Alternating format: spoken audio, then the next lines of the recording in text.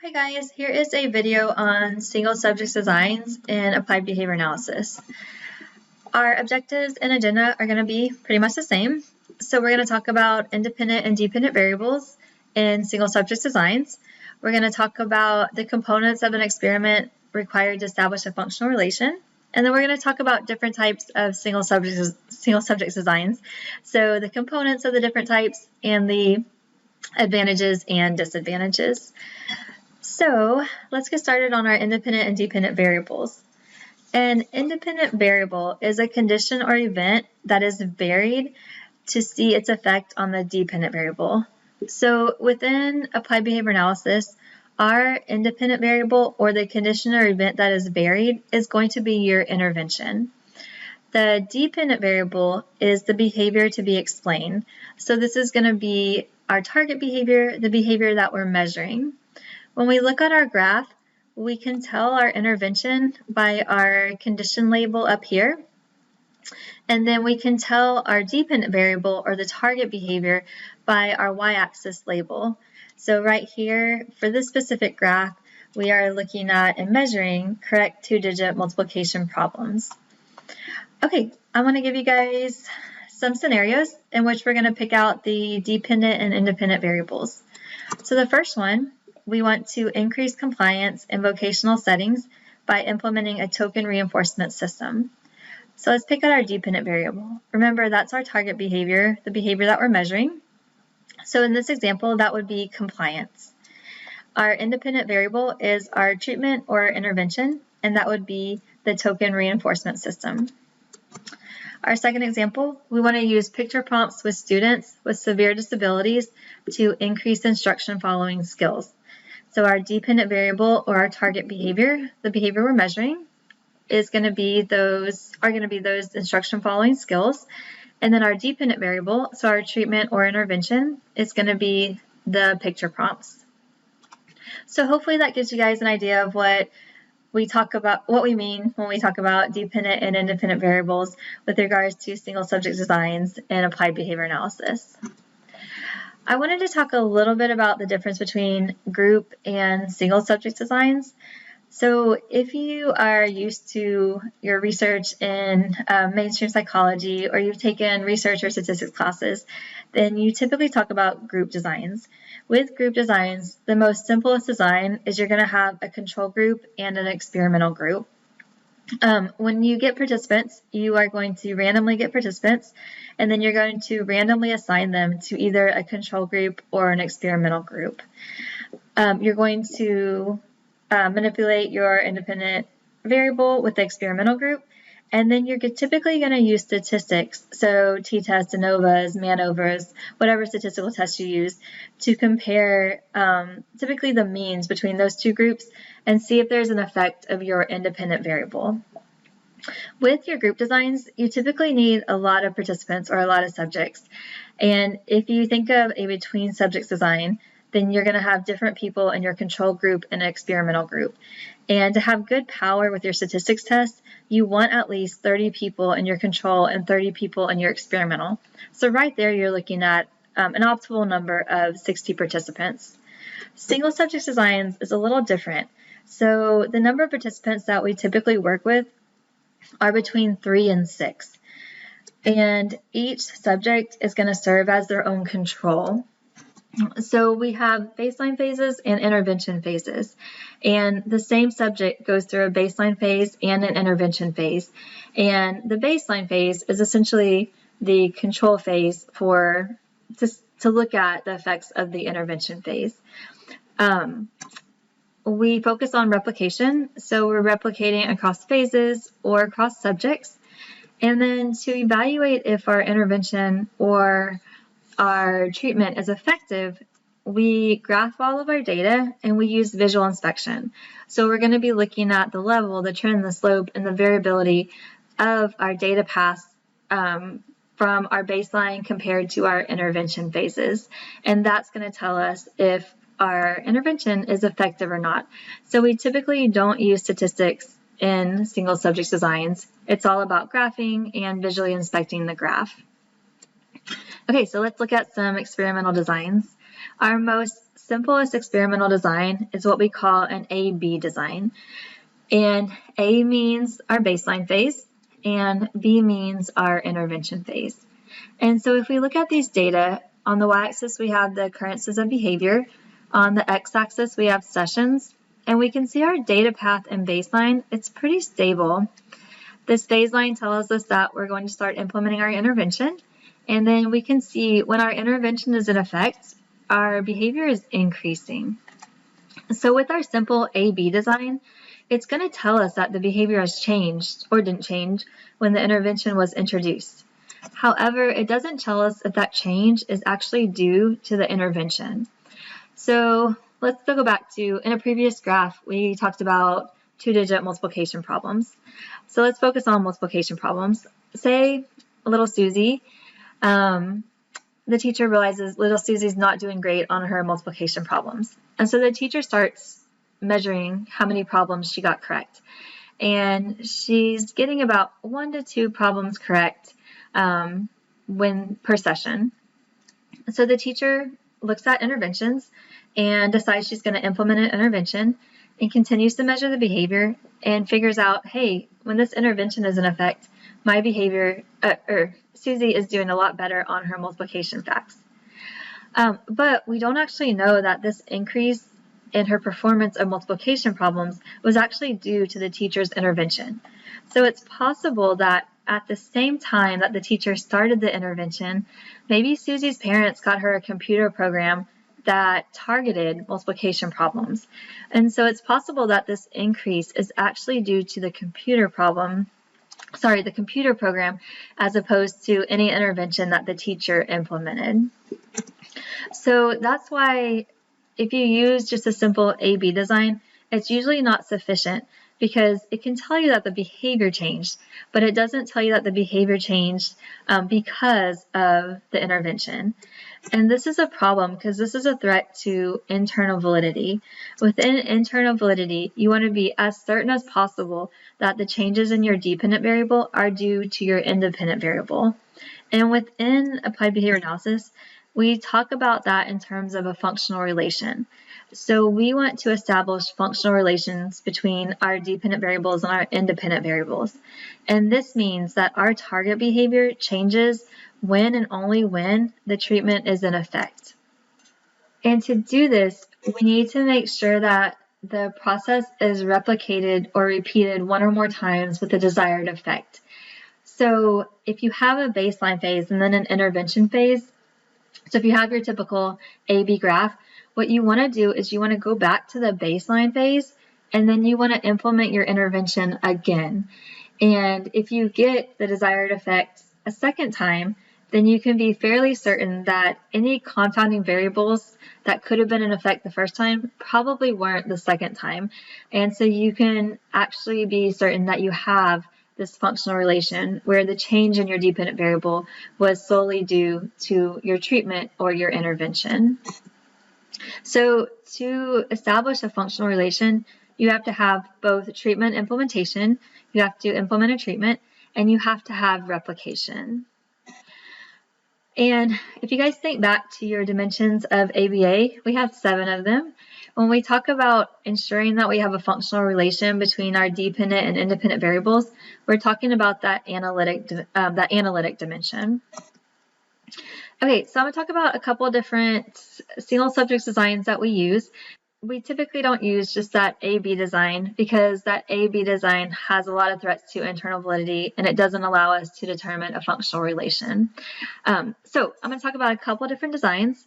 The first one is a reversal design, and I've kind of mentioned this in the previous slide, but with the reversal design, you would have a baseline phase and then an intervention phase. You would go back to baseline and then you would implement the intervention a second time. This allows us to establish that functional relation because we've implemented an intervention and we've replicated the intervention. And so we can see from these data, we have high levels during baseline, our behavior decreases during the intervention, high levels during our second baseline when the intervention is removed, and then our behavior decreases when the intervention is in effect again. So if there were any confound variables right here, it's very unlikely that they would be reoccurring again at this point in time. So we can be fairly certain that we have established a functional relation, and the changes in our target behavior are solely due to our intervention or our treatment. And we talked about notation with our A-B designs. This specific notation for this example, this would be an A-B-A-B design. Here's another example of a reversal design. So we have a baseline, see high levels of behavior. Intervention is blocking, so our behavior decreases. The experimenters go back to baseline, behavior increases again. They go back, they implement the intervention again, blocking. You see the behavior go down, the baseline up, and blocking again, and the behavior decreases. So we can see there's a change in our target behavior when and only when the intervention is in effect. So this is way better than an A-B design. It gives us that replication. It allows us to establish and demonstrate a functional relation. So the easiest way to demonstrate a functional relation is to use this reversal design. The disadvantages of it, or the limitations, there are two main limitations. There's ethical limitations and practical limitations. So with regards to our ethical limitations, if you have a problem behavior that's really severe, so say a kid is maybe banging their head against the wall so hard that they detach their retinas from their eyes, then you don't want to revert back to baseline and take that intervention away. So if you have really severe problem behavior that you have an ethical concern about returning back to baseline, then you don't want to use a reversal design. Second, there might be practical reasons why you can't use this design. So if you are teaching some type of academic skill where there's acquisition involved, so, learning math facts or reading or something like that, then a lot of times once you teach that skill, when you can't revert back to baseline, the behavior is going to keep being high because it's a skill that they've learned.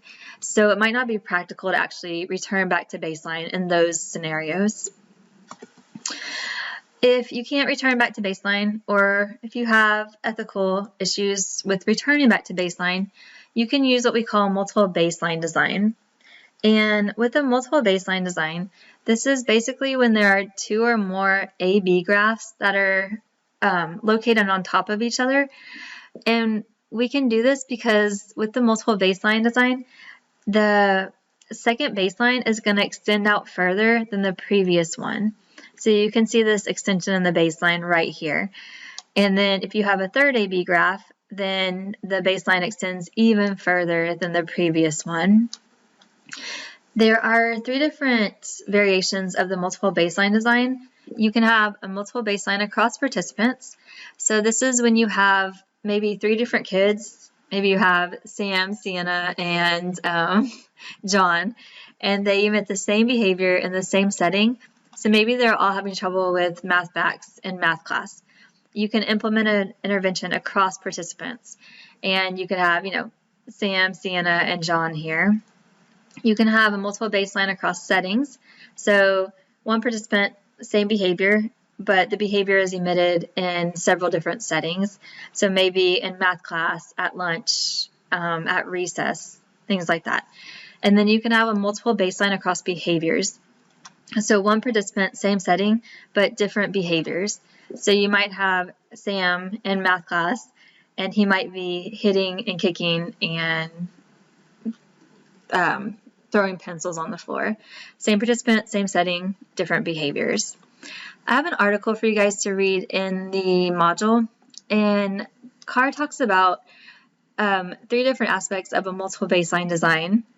He talks about the prediction phase, and this is when you have a baseline and you implement an intervention. We predict that if we did not implement this intervention, that the behavior would continue in the same pattern. And we can show this because we have 5 data points here for our baseline, and here we have more than 5 data points, and we can see that the data path continues in the same way if the intervention was not in effect. Then we have the verification phase. So this is right here, and this is when you want to make sure that when the treatment is implemented in this first A/B graph, that the baseline data path in the second graph does not change and doesn't increase or decrease in the way that the treatment and the way that you want it to, with the treatment being in effect. So we see that the behavior kind of increases here, but it doesn't increase this baseline phase, and that's what you want. That's our verification phase. And then the last, we have that replication. So we show the effects here, and we replicate it once, and we replicate it a second time. So those are the three kind of aspects of the multiple baseline design and how it addresses all those threats to internal validity that you have with your typical A/B design. Here's another example of a multiple baseline.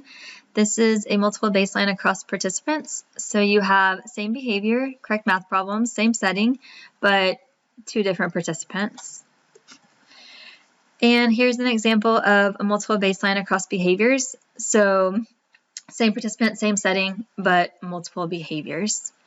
Advantages of multiple baseline is that you can still establish a functional relation, but you don't have to revert back to the baseline phase, which can be awesome for those academic skills.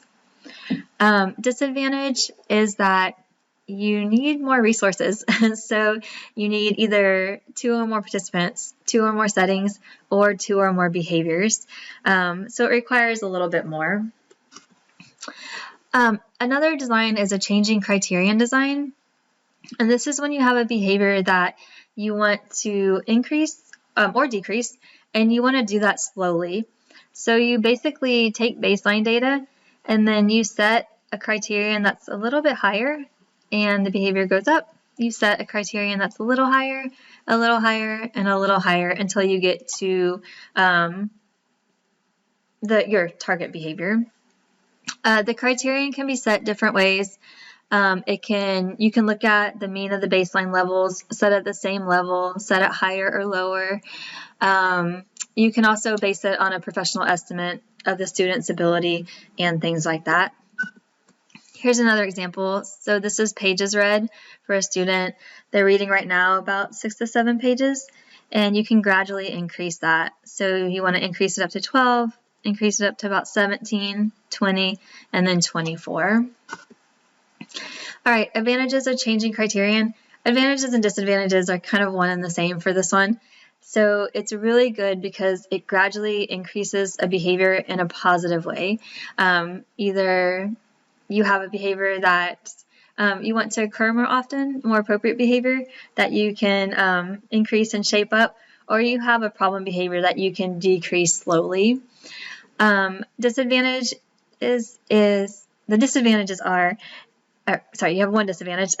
One main one is that you really can't use this if you have a behavior that you need a rapid behavior change. So this is going to be a slow, gradual change. Next, you could use an alternating treatments design if you have 2 treatments that you want to compare. It's also called a multi-element design. If you read research articles, you might see this. In the clinical setting, it's more likely called that alternating treatments. So I'm going to call it an alternating treatments, but realize if you see multi-element, it's the same design. Basically, you have 2 treatments on the simplest form. You can have more than that, and they alternate randomly. So for session 1, you might treatment 1 might be implemented. Session 2, treatment 2, then treatment 1, then treatment 2, treatment 1, and then treatment 2. And so I have 2 examples for you guys here. This first graph, they're looking at stimulus fading versus blending, and then just blending alone. And you can see the first session of the intervention is the stimulus fading. They're looking at stimulus fading compared to blending. So the first session is stimulus fading, then blending, stimulus fading, then blending, and they randomly alternate. And then down here, they're looking at either PECS, this is a picture exchange communication system, or sign language. And you can see the first session of the intervention, you got PECS, then sign language, then PECS, and you randomly alternate. And you can look at the data paths between these 2 interventions, and you can see which one is higher and which one is more effective. Advantages to alternating treatments is that you can very easily and very quickly compare two interventions. After about 5 data points, you can typically tell which intervention is going to be more effective. Disadvantages is that it's hard to really be sure that you have a functional relation because you don't have that replication phase. The last design I'm going to talk about is a changing criterion. So this is similar to, it kind of combines your alternating treatments and reversal design in a way, certain aspects of it. So it's a way to compare the effectiveness of more than one treatment, but those treatments are not going to randomly alternate like they do in the alternating treatments design. So they're going to be more in conditions like you have in a reversal design. So you're going to have a baseline and then one intervention, go back to baseline. This is just an example of it, and then a different intervention.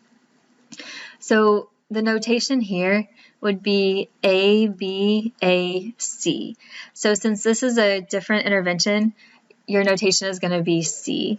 If it was the same intervention, it would be B, but since it's different, you got a C here. And so there are different, you can have lots of different alternations of this. You can have A, B, C, so you can do a baseline, first intervention, and then the second intervention. You can do this, which is the example I gave you guys here, baseline, first intervention, baseline, the second intervention.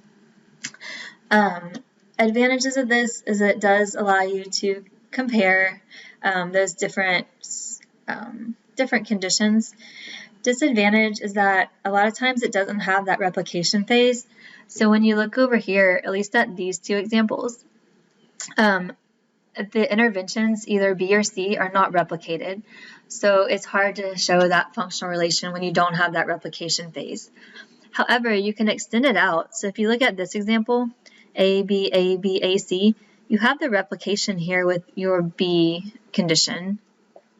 Disadvantage of this is that you have a lot more conditions now and it takes longer to run. All right, guys, we talked about independent and dependent variables. So your independent variable is your treatment or intervention, and your dependent variable is your target behavior. We talked about the difference between group and single subject designs. We talked about functional relations and the fact that your target behavior changes when and only when your treatment or intervention is in effect. And then we talked about the different types of single subject designs. We have reversal designs, multiple baseline, changing criterion, alternating treatments, and changing conditions. All right.